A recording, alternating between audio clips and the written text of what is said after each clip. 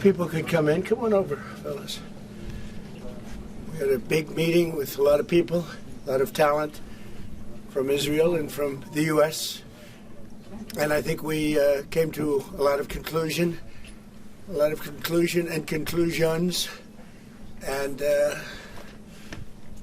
very little difference in what we're looking at and where we want to be, where we want to go. And so I just want to thank you for spending time.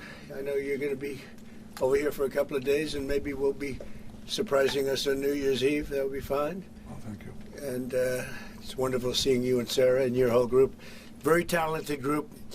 We've done very good work together, and it'll continue. So thank you very much, baby. Thank you. Thank you very much. Thank you, Mr. President.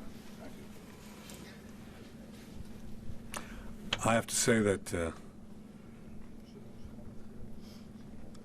say that in addition to what I said, that we've never had a friend, even close, a friend, as President Trump in the White House. I think he's been extraordinary in his friendship and his support for Israel, his principled positions, his willingness to just cut through and get to the essence of things. And I don't say that as a compliment.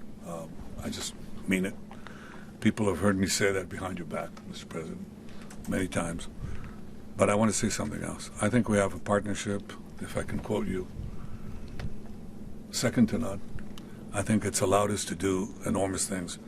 You know, people said there was a different conception at one time, which means that America can advance its interest in the Middle East if it opens a lot of daylight between it and Israel. And President Trump has done the exact opposite. He's achieved remarkable things in the Middle East because we work together. We talk about our ideas. Sometimes we have different ideas, but we work it out.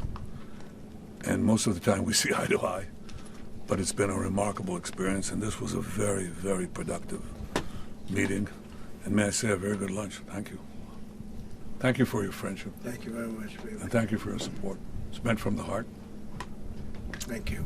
You know, as I said outside, he's been a wartime prime minister, and we were, well, I guess I could say I was a wartime president in more places than just Israel, if you think about it. But Israel was a big factor, and we're with you, and we'll continue to be with you. And a lot of good things are happening in the Middle East. We have peace in the Middle East, and we're going to try and keep it that way. I think we will be very successful in keeping it that way.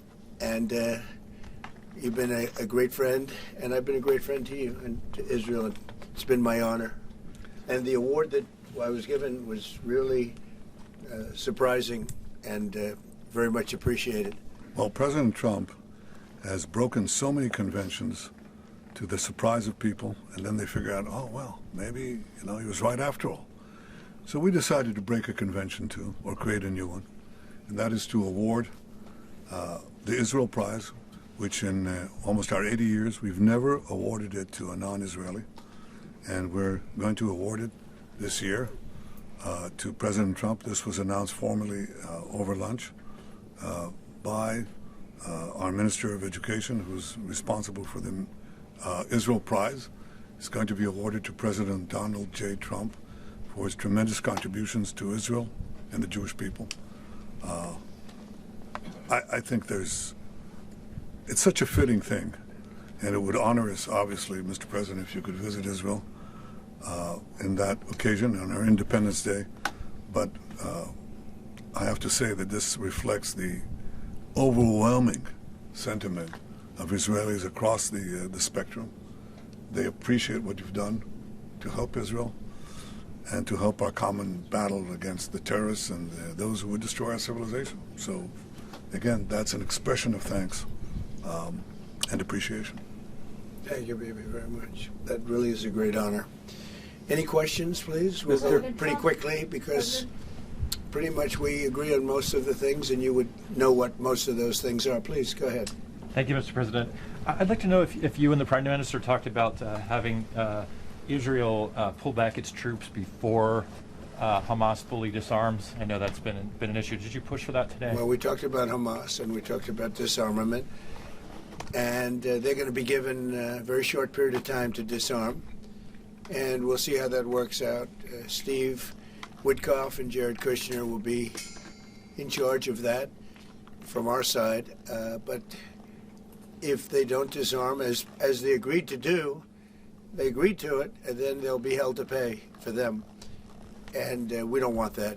We're not looking for that. But they have to disarm within a fairly short period of time. Was Israel withdrawing its forces? Well, that's a separate subject. We'll talk about that. Mr. President?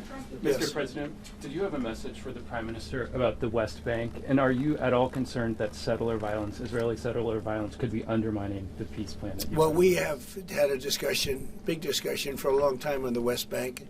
And I wouldn't say we agree on the West Bank 100%, but we will come to a conclusion on the West Bank. If I could ask, what is the disagreement? Well, I don't want to do that. It'll be announced at an appropriate time. But he will do the right thing. I know that. I know him very well. He will do the right thing. Yes? There is a growing fear of a confrontation between Israel and Turkey.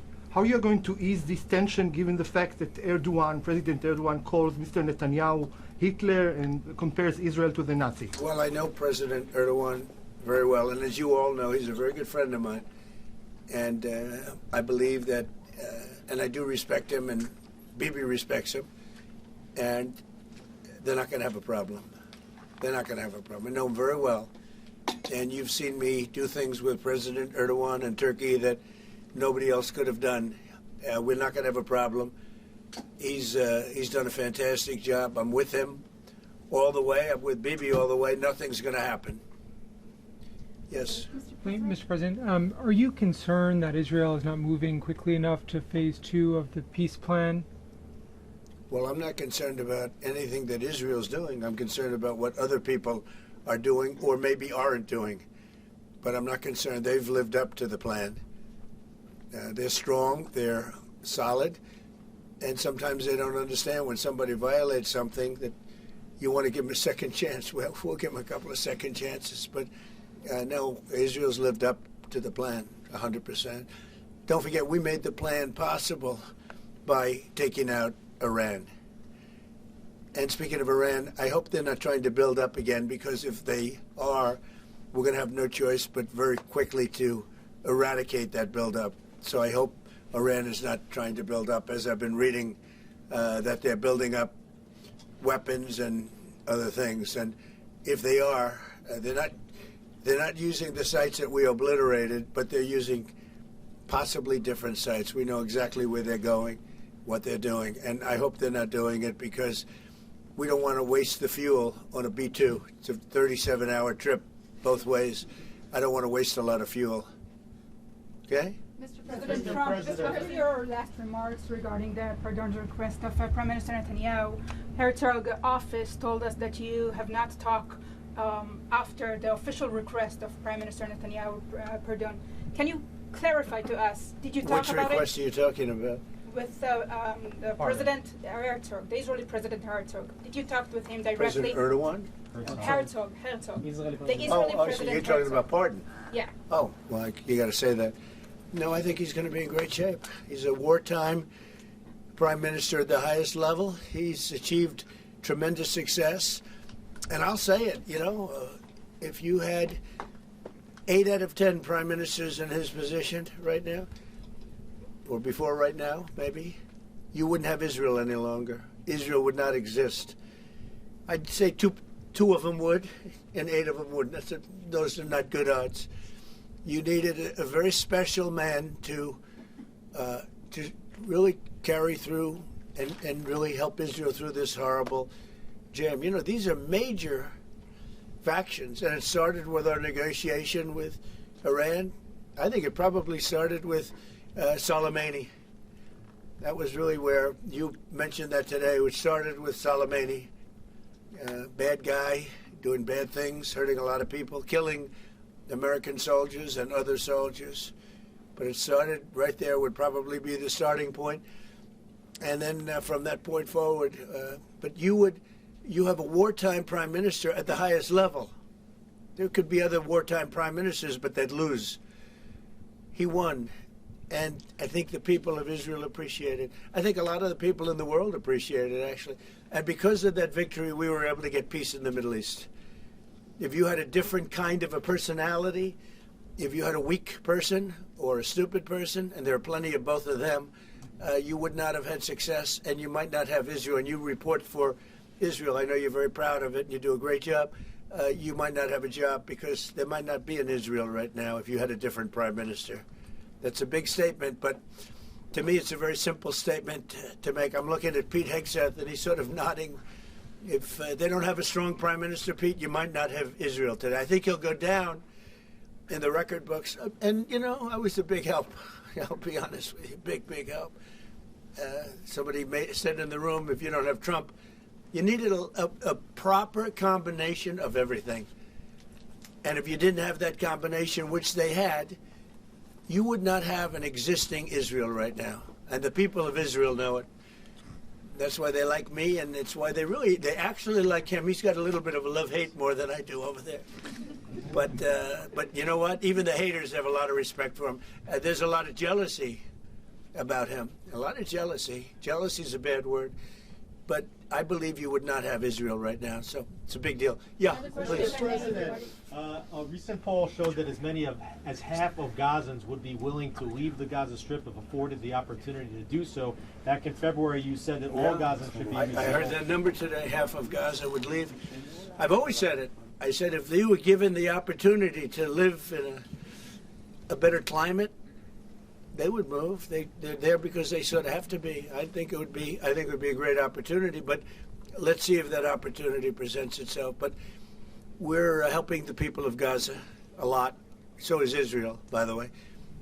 So we'll see what happens. But I saw that there was a poll. It was actually more than half the people would leave if they were given the opportunity. And I've been saying that for a long time. To me, it was common sense. So it's interesting. Why wouldn't countries accept them? Look, let's not talk about it because we don't want the controversy. Right now, we're helping Gaza. But if they were given the opportunity, I think even higher than that, the group that did the poll is usually, I call them negative pollsters. You have a lot of them. And yet this poll was, I think, very accurate, other than it would be more than half the people if given the opportunity. But they haven't been given that opportunity. So we'll see what happens. Mr. President, have you reached a point of understanding regarding Syria? We do have an understanding regarding Syria. Now, with Syria, you know, your new president, I respect him. He's a very strong guy, and that's what you need in Syria. You can't put a choir boy. You can't put somebody that's a perfect person. Everything's nice, no problems in life. You have the opposite there. He's a strong guy. We get along with him great. I can't ask for any more. He's been with us all the way. We had that mishap with ISIS, and he was with us all the way. He was fighting us. You know, he was fighting them. So I hope Israel. I'm sure that Israel and him will get along. I will try and make it so that they do get along. Mr. President. I think they will. Bibi, do you have anything to say about that? Yeah, well, our interest is to have a peaceful border with Syria. Our interest is to have, and we openly say it, we want to make sure that the border area right next to our border is safe. We don't have terrorists, we don't have attacks, and we also want to secure our Druze friends. And by the way, I think not only the Druze, but other minorities, especially the Christians, should be protected as well in Syria and throughout the Middle East and in Nigeria. In your efforts, we back completely, because Christian communities are beleaguered around the world, and especially in the Middle East, but in parts of Africa too. And we stand for the same thing. And don't forget, it was President Erdogan that helped very much get rid of a very bad ruler of Syria. That was President Erdogan. And he never wanted the credit for it, but he really gets a lot of credit. Bibi agrees with that. I agree with. I mean, I know it.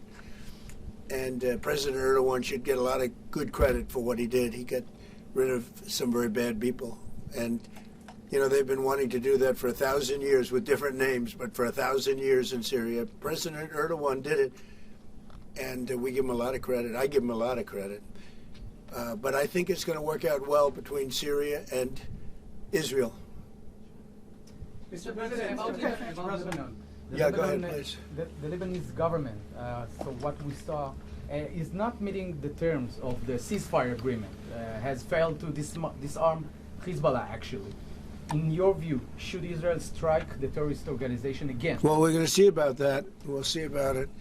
The Lebanese government is at a little bit of a disadvantage, if you think of it, with Hezbollah. But Hezbollah has been behaving badly, so we'll see what happens. Mr. President, on China. How close are we to another operation of Israel in Iran? You said before the meeting with Netanyahu that you are in support of Israel if the ballistic missile project will take on, and also the nuclear weapon. But after the meeting, after what you know from the intelligence, how close are we to another war with Iran? Well, I don't want to say that, but Iran may be behaving badly. It hasn't been confirmed.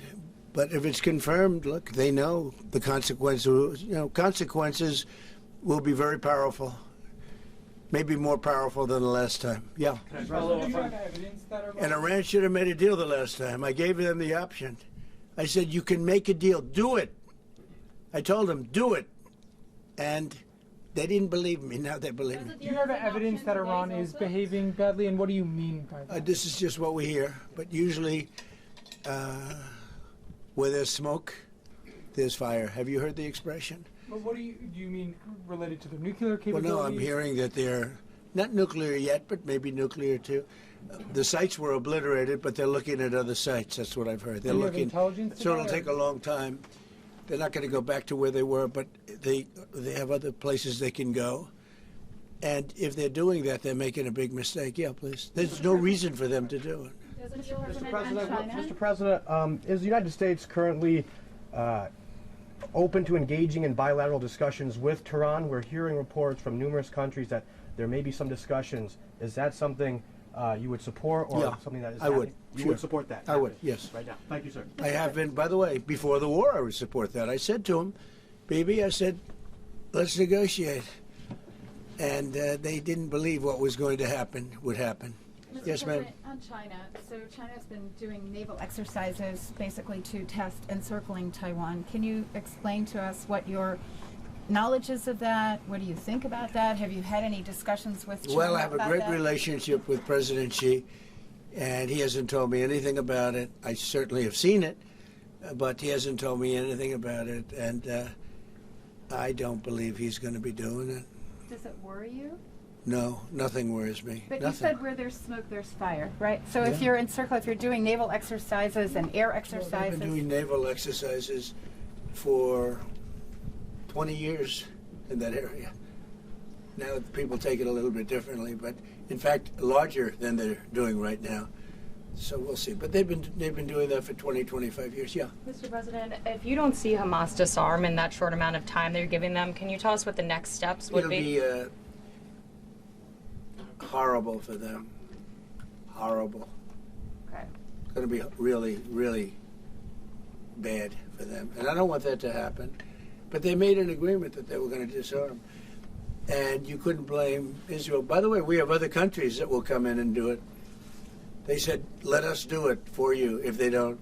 Countries that were with them wanted the deal to be made, agreed that they would disarm, and now if they say they're going to disarm, that's fine. If they say they're not going to disarm, those same countries will go and wipe them out. They don't even need Israel. You know, we have many countries, 59 countries that are in agreement. This is a real peace in the Middle East. And Hamas is a small part of it, but it's still a part of it.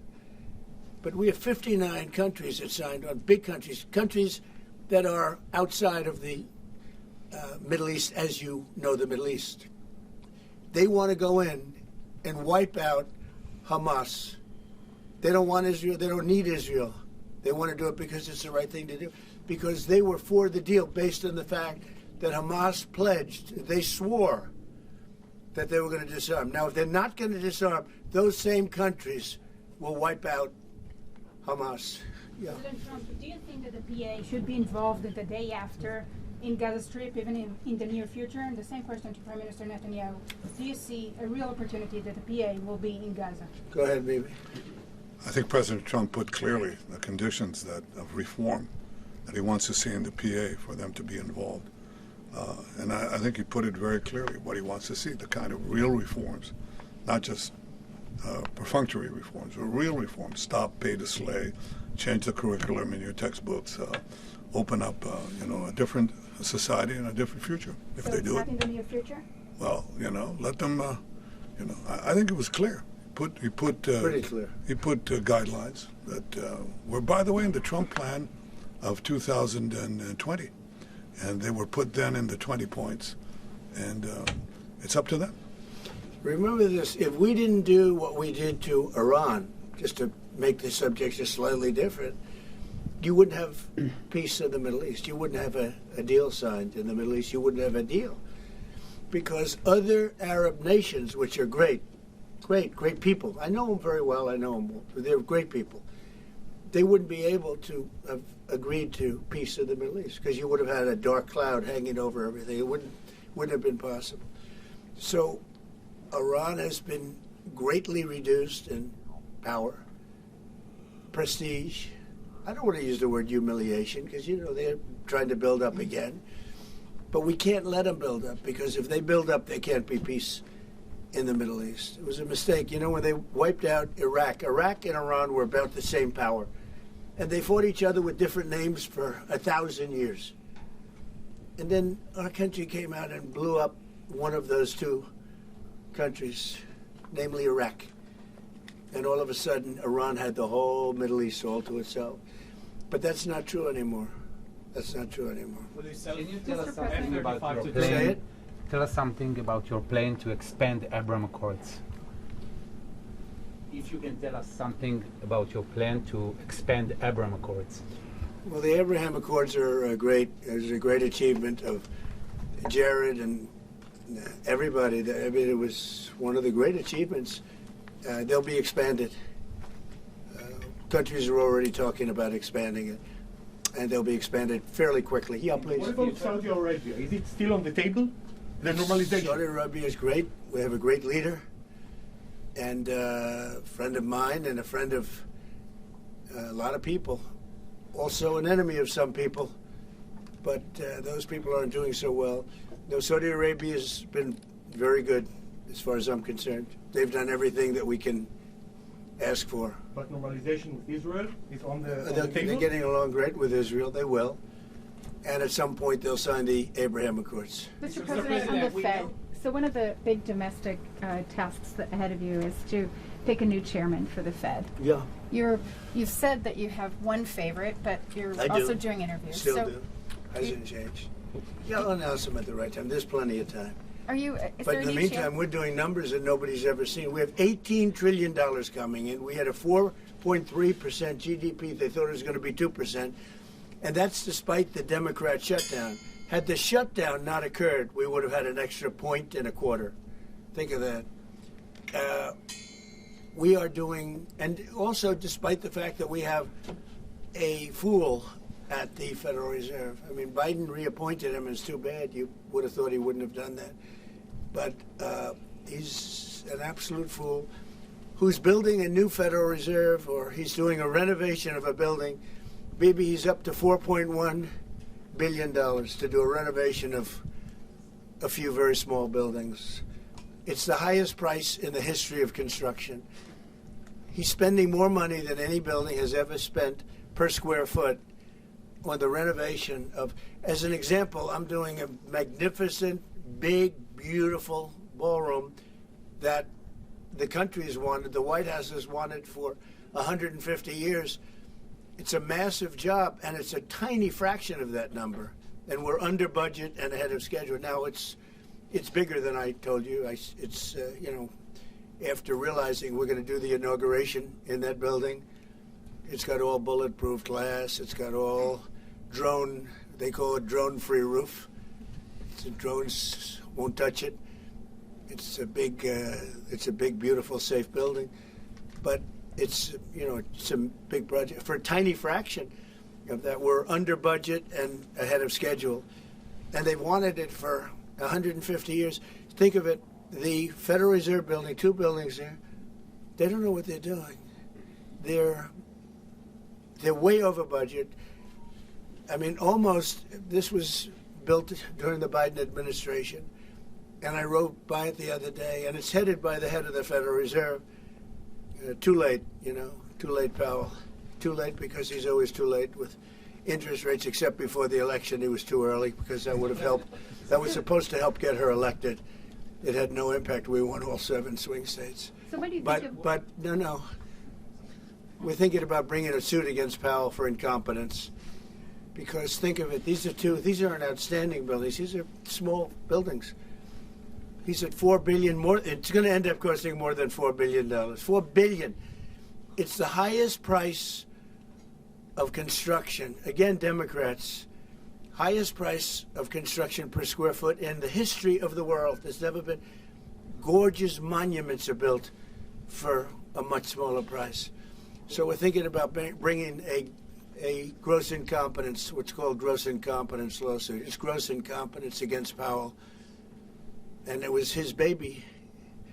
And the guy's just incompetent. I mean, there's nothing you can do about it. He's just a very incompetent man. But we're going to probably bring a lawsuit against him.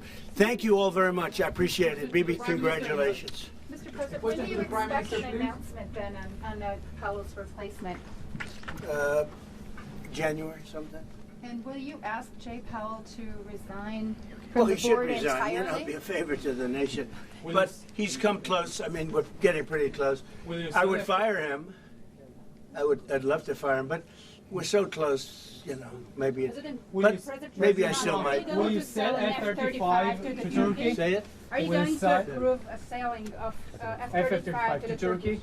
We're thinking about it very seriously. And what is What your prevented- reaction We'll be to okay. this? They'll never use it. Okay. Thank you, press. I promise. Thank you, press. Thank you, press. Thank you, press. Thank you, everybody. Thank you, press. I never use it.